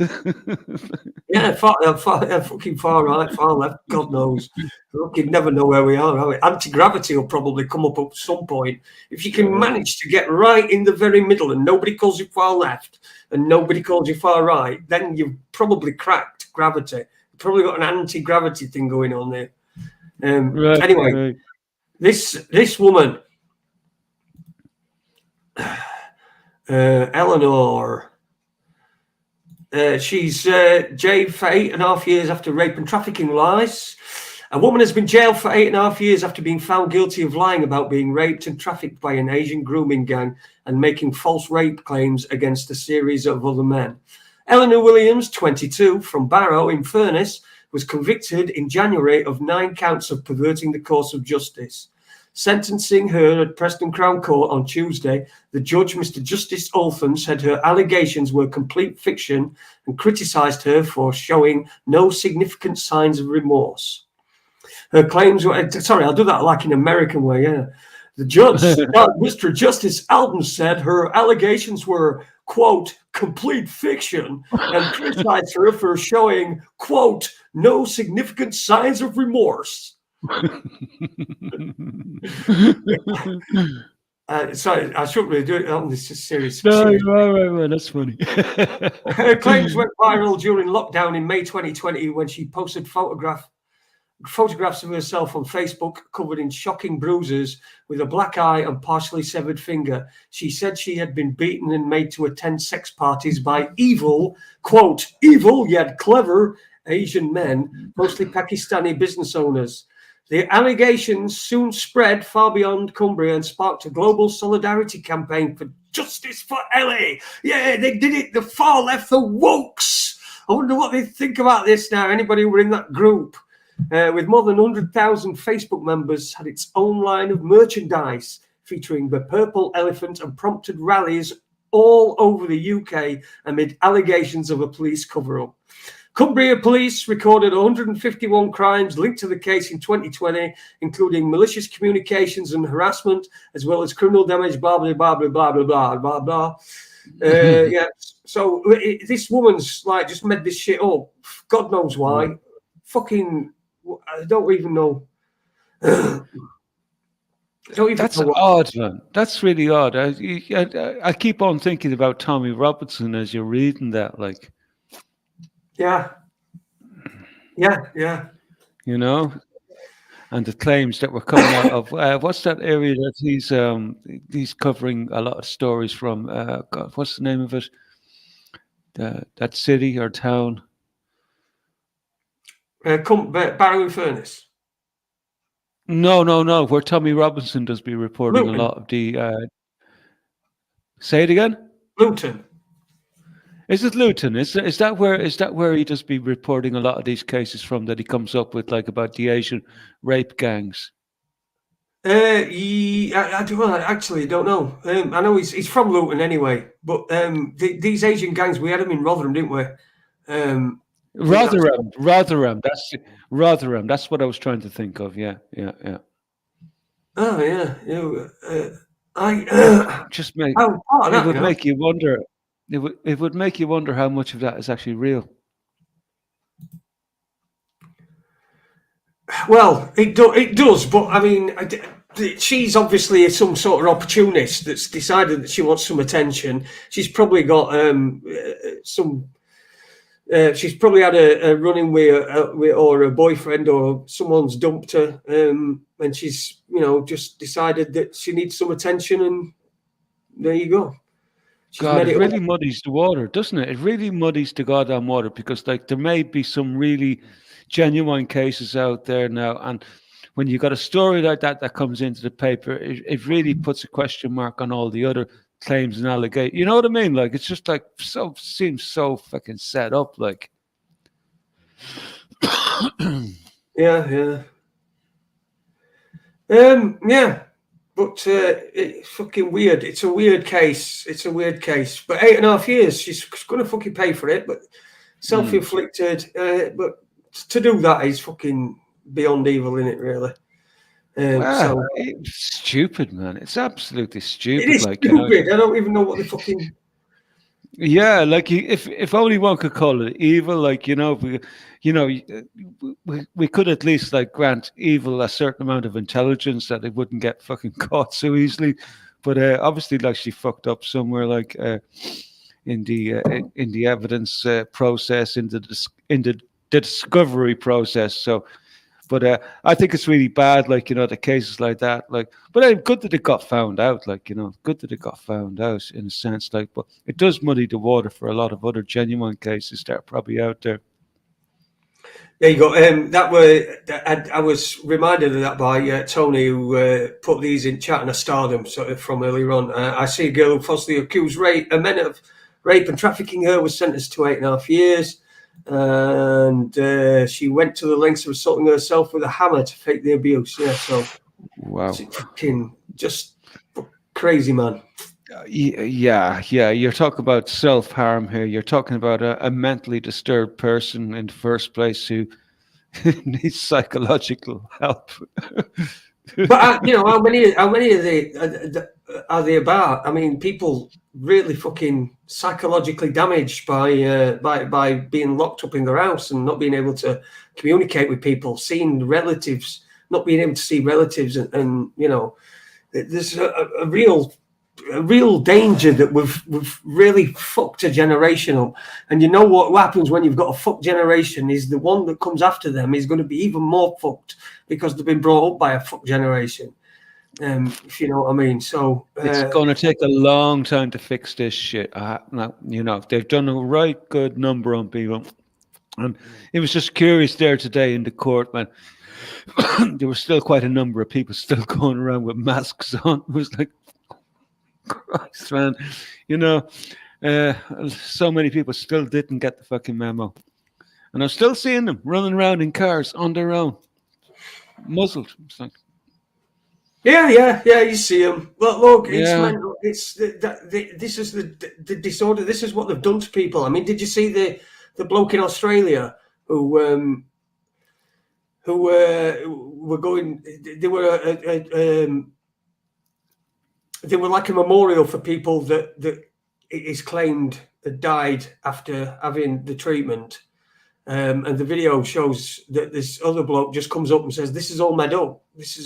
I don't know," and he wants to go and rip all memorials up and tear them up. And he's saying, "This, you've made this all up. This millions of people died. You've messed this. This is all made up. Well, you're making this up." And that's how mentally scarred people are. Yeah. Well, I mean, we have that story breaking out of Germany there over the last day or two. That the German health minister got interviewed on mainstream media in Germany, and he's been quizzed about tweets he put out. Like, I can't remember when exactly the tweets. I still didn't get a chance to look into the story because I just found it this morning. But he was being questioned about a tweet, a safe and effective tweet. Like, this is safe and effective. Like, and the numbers that are coming out of Germany are just astounding. Like, and obviously they knew. They knew at the time that there was something wrong. They knew that there was something wrong with these treatments. and the numbers were, I think, 1 in 10,000 shots has a serious bad effect. But it is estimated that that number is possibly 100x higher. And he was asked like whether he's any regrets about those tweets. He says, "Oh, that was just that was just a failed tweet." He said that failed tweet. He says what he says was, "I didn't actually have anything got to do with the signing of the contracts. And you know the contracts that he's talking about. The contracts would be between the governments and Pfizer and BioNTech, whatever the companies were, like Moderna." All that, like, you know, so, well, I didn't have anything got to do with the signing of the contracts, though. And yeah, right. Let's see how that works for you, like when they do catch up with you, because this story ain't going away, Jay. This is blowing up.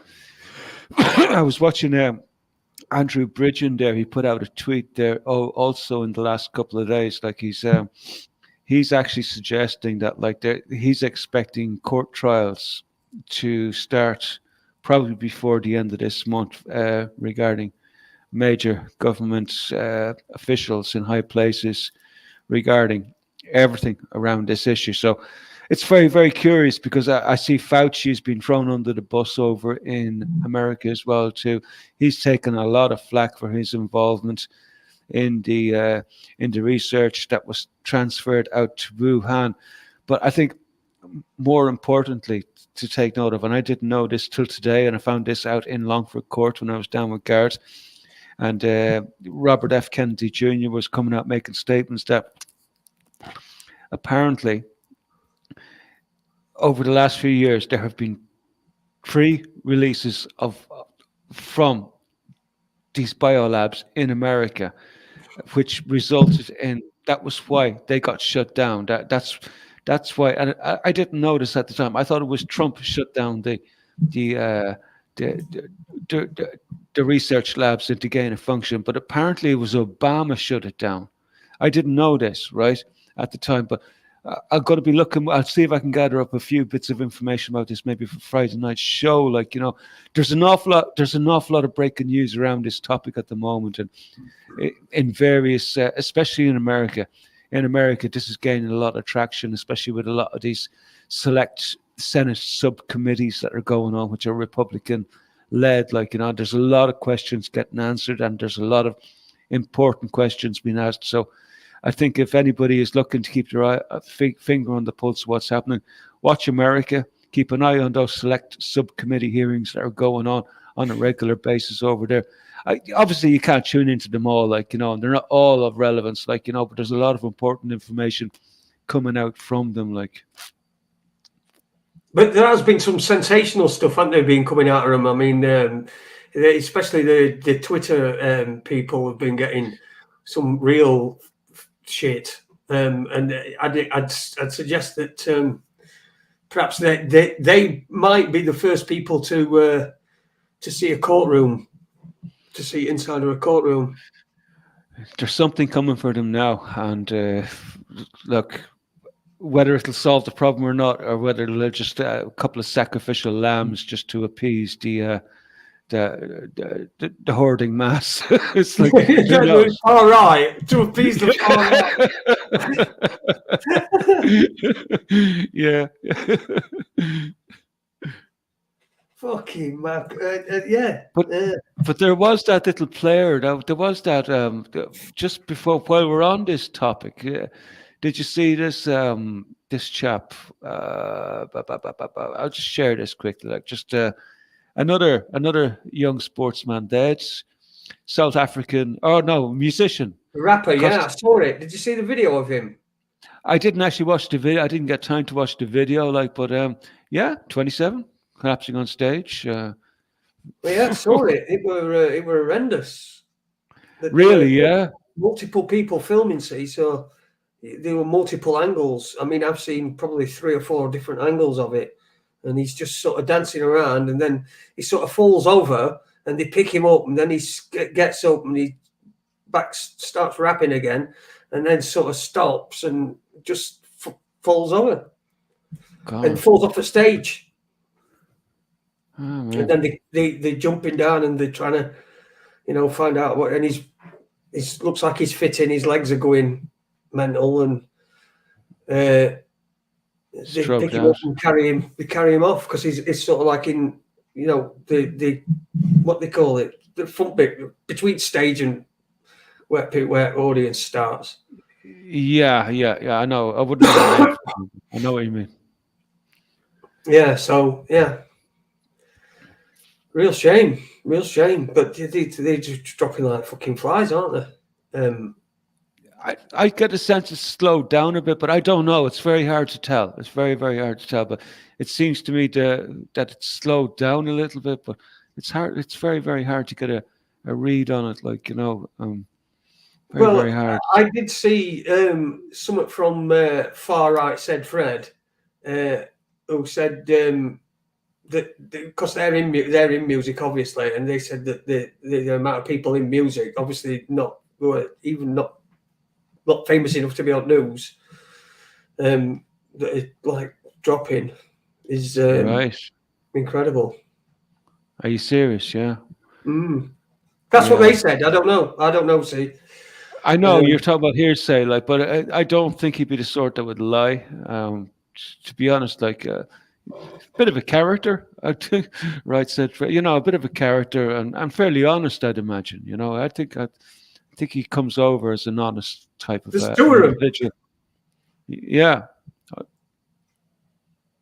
Far Right Said Fred. Richard and what's his name? Fred. I can't fucking believe it. Are you on the right side of history? Well, I'm on Right Said Fred's side, so gotta be on the right side of history, man. If you're on fucking Right Said Fred and Matt Letizier's side, gotta be right side of history. Oh dear. No, back in the mode, Jay. Homes. Oh, he's off to go and do his things here. 20-year. Here we go, Jerry. 20-year-old GAA player here and a manager player also just two latest. Okay. So 20-year-old, yeah. I don't know how many of these I can put up. Oh, yeah, and by the way, Hillsborough. Fucking unbelievable. Do a report because fucking Newcastle pussies have said, oh, we were crushed. Oh, look how fucking crushed we were, man. Oh, man, we were fucking crushed. You know what's happened there before. Don't you? Let's make a fucking big deal out of it. And then fucking gone moaning off. And then a report's been fucking issued that says, nothing, they were up to safety regulations, everything was fine. Sheffield, they've done fuck all wrong. And then, so what have they done? They fucking decided that they're going to reduce capacity by 1,000. I mean, you've done no wrong, but, we're still punishing you. Because some fucking crybaby bastard fucking piss artist, wanker fucking Geordie decided they want to make a few clicks, get on telly, and so that they might get followed on fucking Twitter or some daft shit. That's all they fucking do it for. They fucking pieces of shit, man. Oh, no, they were too fucking nuts. I was telling you, man, we thought it was here all over again, and then we remember we was here. Yeah, that was, I'm telling it. Fuck off, fucking dickhead. Jesus fucking Christ. I hope you wear extra followers or whatever you fucking got for that shit is fucking, I hope it were worth it, you fucking piece of crap. Fucking Geordies. I used to like them and all. I used to think they were fucking all right. But this cunt's really put me off them. And I know it's not them all. It's just that fucking cunt. But, you fucking one, you sort of tag all, don't you? Anyway, football fans. Football! We're just talking fucking football. And how hard we are and how fucking weedy fucking pissant fucking Geordie wankers are. Oh, man, oh, fucking hell. Oh, it crushed, oh,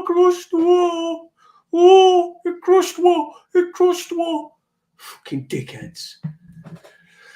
Anyway, There was a Virgin Australia pilot who suffered a heart attack 30 minutes after takeoff, which prompted an emergency landing. Like, there's very few details about this just at the moment that are being made public by Australia's aviation. But that's one. This is not the only pilot issue, plane issue that's been going down at the moment. That was a story coming out. P. Alexander was reporting that on his Substack about 2 days ago or so. But there was another incident at Boston Airport. I think Logan Airport is in Boston, if I remember correctly. I haven't got the article just on hand at the moment, but there was a very, very near miss. Two big planes. One plane was coming into land, and another plane was getting ready to taxi. Was taxiing, getting ready for takeoff. Now, from what I've been able to gather about this particular story was that before a plane takes off, there's obviously this to and fro between the air traffic control tower and the pilot. Apparently, like, the air traffic control tower told the pilot that was getting ready to taxi and getting ready for takeoff. They told them, incoming plane, hold your position and wait for it to land. And from what I gather was the pilot responded, yes, message understood. And then what happened was the pilot then decided to actually continue on taxiing and cut off out in front of the incoming airplane that was coming into land. Now, what actually happened in the end was, like, I think the plane that was coming into land had to take emergency action, had to pull up out of its landing approach, and from what I gather, the two planes missed by about 500 feet. This happened also just last week, thereabouts, man. So, and we're seeing a lot of airplane incidences, like, just odd little weird things going on. Just a few plane crashes here or there, like a few little near misses, like. But that pilot from Australia, like, with the heart attack 30 minutes into flight, they had to cancel and return and land the plane. And that near miss on Boston. I'll tell you what, there's something serious going to happen with airplanes now very, very shortly, by the looks of it. Like, just very, very odd what's been going on. Well, there has been an increase in, private pilots crashes, private plane crashes. Small planes, yes. In the last couple of years, I watch Dan Grider sometimes when he does a video. I sometimes watch him. Sometimes he just gets on my tits a bit, like talks fucking Harry's arse off at time. But when he does his analysis stuff, plane crashes. So he'll do analysis of plane crashes, and oftentimes they've got CCTV of at least part of a crash. So there's been plenty in the last couple of years. I don't know the exact numbers, but yeah. And there were also one, weren't they? I don't know if it was last week, but there was a pilot who died an hour before he was due to take off in a 747 on a 13-hour fucking flight. Oh, didn't hear about that one. Yeah, he died about an hour before he was due to take off. So those poor fuckers, man. In his 50s. I'll tell you what, they were under serious pressure to go comply with these mandates, and I'll tell you what, like there's a ticking time bomb going on here in the background. I can see it, like, it's just, you just can't put your finger on it, like, sometimes, but there's a ticking time bomb going there. Well, yeah, I mean, there is in everything, though, isn't there? I mean, there was that crash too. Remember that crash in the Himalayas there back a couple of months ago? Remember that plane that we will? That was very odd as well too. It was like that was very, very odd. But anyway, you had a good explanation as to why that would happen. Like, it lost lift on one side of it, like that was what you were thinking. It just pitched up before it stalled on left wing, so you could see that they pitched up, and what they did is they tried to put more power on, and not because the power doesn't come on instantly. So what they've done is they've tried to put the power on, pitched up before the engines have been able to engage to full power, and pitched up before that, and that's made the left wing stall. That's what happened in that. Did you get any confirmation of that was the actual cause of the accident? Yeah, that's exactly what it were. Okay, all right. I thought that was your expertise as a jet pilot. No. But it pitched up. They were coming in too low. Yeah, It were a new fucking airport. They were coming in too low, and they tried to put some. They tried to put power on and to climb, but pitched up before the power had time, because it takes time. It does, yeah. It takes time for it because to. It was unusual because they were lined up for an airport. They were lined up for a runway that wasn't active or something like that, wasn't it? And that they only realized at the last moment that they were coming in on the wrong landing zone. Yeah. God, terrible, man. That's awful. Fucking yeah. It's but there's been plenty. There's been plenty of fucking small plane crashes, and these ones that have been put down to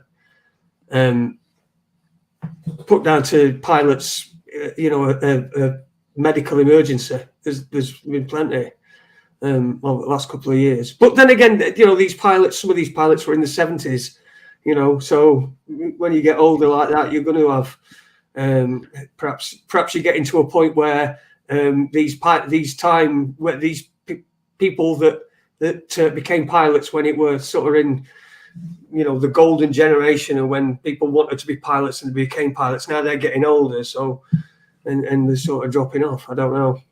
It'd be nice to think if that's what it was like, but it's just strange that it seems to me that there would always be a huge demographic of older age pilots getting replaced by younger pilots. So there would always be older pilots. It just seems to be getting very emphasized at the moment. I don't think I recall ever seeing so many near misses and potential accidents and actual accidents in my lifetime, and in the news cycle, or maybe it's just it's always been that way, and now they're just pushing the stories more just to.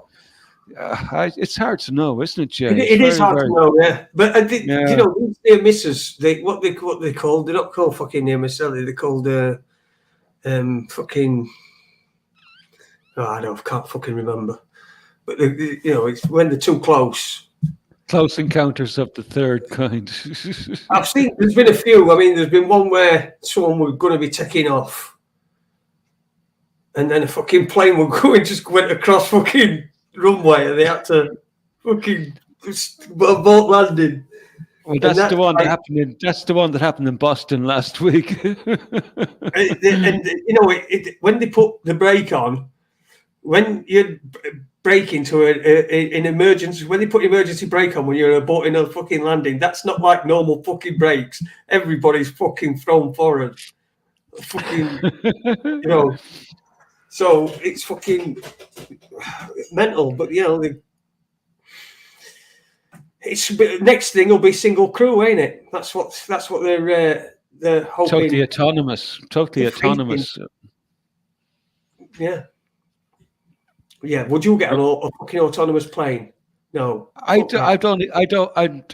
wouldn't trust flying at the moment. No, I think at the moment it's just the prospect of flying just seems a bit scary. It's do I trust that pilot? It's holy shit, I'm not sure I do. Not that I'd be going anywhere anyway, Jay, because I don't feel the need to be going anywhere on traveling on a plane or anything like that, but still that probably would be a consideration that would be in my mind, and I would be thinking to myself, is there a boat going there? Well, you see, I've been on a plane recently, so Yeah, I did think about it beforehand. I thought, but you can't fucking live your life like that, man. no. Thinking True. that otherwise you won't do fucking anything, would you? All right, there's you perceive that there's an increased risk, but there probably isn't really. Maybe Statistically, not. you're still fucking very unlikely. But when they get single crewed, I don't think I'll be getting on a single crewed one either. They might a fully autonomous. There's no way that I get on a single crewed one. Well, most of the flight generally these days is kind of like automated. Like, you generally don't need a pilot for most of it. The only time you really need a pilot is for takeoff and landing. Yeah. And for any emergency that might arise, or that's it. That's all you need. But you still need somebody there, don't you? Backup. You still want a backup. Exactly. I mean, anyone can eat anything and feel fucking really ill and sick and what have you. I mean, there's plenty of cases of that where pilots have, they've had to do emergency landings because one of the crews got food poisoning from what they've eaten. Plenty of times. So you just need somebody else there, don't you? You don't really want it to be just your life in one person's hands, especially if that person's had a fucking right bad day. There's nobody even there to fucking, there's nobody there to fucking even talk him out of it. You wouldn't know, like the person you'd be dependent on could have an LGBTQ rainbow under insignia on their chest. Like, who fucking knows, man? Oh yeah, I studied pilot for 6 weeks. I got my certificates now. Yeah, fucking hell. Yeah, fast tracked. Oh god. Oh no. Hi, I'm your pilot, Candy. Oh yeah. Jesus Christ. Anyway, before we wind up, Jay, I wanted to give you a quick update about the case today. Oh yeah, go ahead. Gareth was brilliant. He was brilliant in court. Absolutely amazing. I was just blown away by how well he managed it. And the poor fucker, he was there all day. And as you probably remember, he's got like 3 busted discs in his back, like, and he's very, very, he just been in a lot of pain all the time. But when his name was called at him, he got up, like, he called the prosecutor out on the dodgy discs. You remember the dodgy discs that he was given, the encrypted discs, and how he couldn't get access to the CCTV footage of the alleged evidence that's against him, like, because that is heavily encrypted. So they're in a big fluster now. So, like, the judge is really good. So Garrett got the judge to make sure that the Gardaí are able to get him that CCTV footage that he needs to prove his innocence. And plus, he threw a whammy in there. About, like, witnesses and stuff. And I'll tell you what, the prosecutor went a bit nuts. He says he wasn't expecting that. What witnesses is like, right? So I'm not going to say too much because I'm not going to because the Gardaí obviously could be watching this broadcast, and sir, I don't want to help the other side at all. So I'm not going to say too much about anything really. The point of the matter is that the judge seems fair, and even though Garrett has some deficiencies in courtroom procedure, he handled it himself very, very well, and he kind of spoke over the judge when she was actually in the middle of conversing with the prosecutor about, like, getting him the proper CC, and Garrett thought that she wasn't going to address that, like, so he spoke over. He says, and the judge says to Mr. Mac, I won't give a second. If you would give me just a minute, I'm just going to try and confer with the prosecutor's execution here that they get you to TV footage. If you just wait just a minute, like, so court procedure, like, not a good handle on it, like, but I think she's fair. I think she'll give him a fair hearing, and so he done really well today. I was so proud of him, like, very, very proud of him. So, and so he's up again on the 21st. I think it's the 20. I didn't check the right date. 21st of July, I think, or June. That it's up for actual hearing. It's going to be the hearing then. So, anyway, that's my quick little update. Without June then. June, yeah. Oh, well, at least it'll be nice weather anyway. Indeed. Nice weather to fucking wipe your asses on it. He handled himself very, very well in court today. I have to say, it was he was like a pro. Excellent. Top man. Anyway, give my best anyway. Everyone's rooting for I will you. indeed. I will indeed, Jay. On here, wherever everyone's fucking scattered. All around the shores and the lands of the world, I think.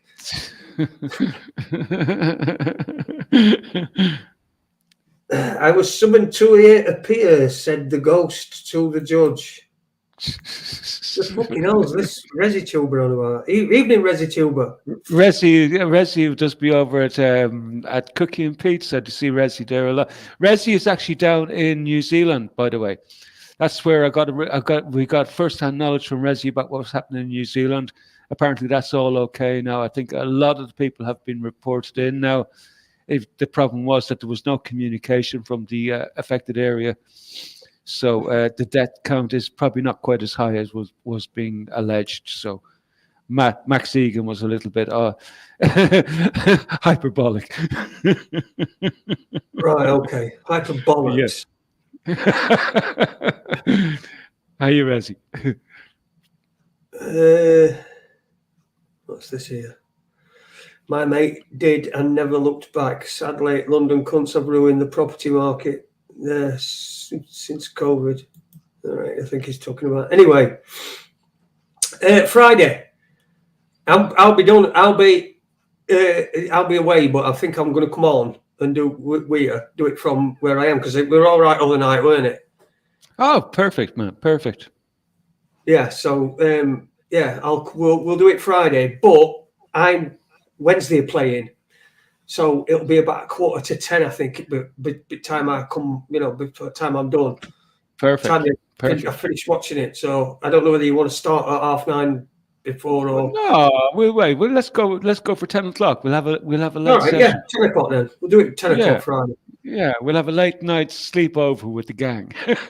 Yeah, late night sleepover. Yeah, we'll do a couple of hours on.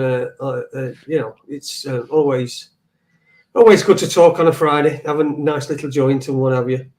But yeah, so Friday. And that's just about it for us. Oh, else you want to add to it, Jimmy? Anyway. Good night, everyone. Thanks for tuning in. We're against the clock here. Oh, actually, how long do we have left? Well, we still have 2.5 minutes or thereabouts. So, yeah, thanks for everyone for tuning in and listening to us two old farts shoot the latest fucking news stories of the week. Actually, yeah, it hasn't been too bad. It hasn't been a totally negative week in the news cycle. It's been pretty all right, actually. Some good news, a little bit of bad news, and a little bit of indifferent news. So, look, a little bit ugly news. I know, yeah, it's been great. It's been great. I'm just delighted that like Garrett got a nice outcome today, and this seeing him settle in the court and get that little bit of experience of interaction with the judge and the prosecutor, because that's so important. When you're in that situation where you can't afford solicitors and stuff like that. So it's that little bit of experience in the to and fro in the court. And I think you probably learned a little bit about procedure today as well too. So interesting days. I'll be there for the hearing anyway. Excellent. Right. Well, and we'll get him on. Anyway. We'll get him on to chat as well too at some stage. Yeah, cool. That'd be great. And straight from the horse's mouth. Exactly. We're listening to the organ grinder rather than the greying hairy monkey.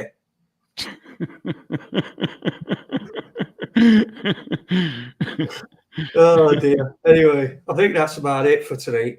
Cheers for everyone tuning in. Everyone who's been in chat and who's not been in chat as well, and all the people that are going to watch this afterwards. Definitely won't be deleting this one tonight. So it will be available and you'll be able to watch it. And hello to you if you are watching it. So and thanks one more thing. Go on. Steve won't be on Thursday night. Apparently, his mum has died suddenly and unexpectedly. So don't be looking out for Steve on Thursday for this week anyway. So just I'd add that. Okay. All right. Well, all the best to Steve and his family. And on that note, we'll say good night, and we'll see you on Friday at 10 o'clock. Take it easy, everybody. Bye.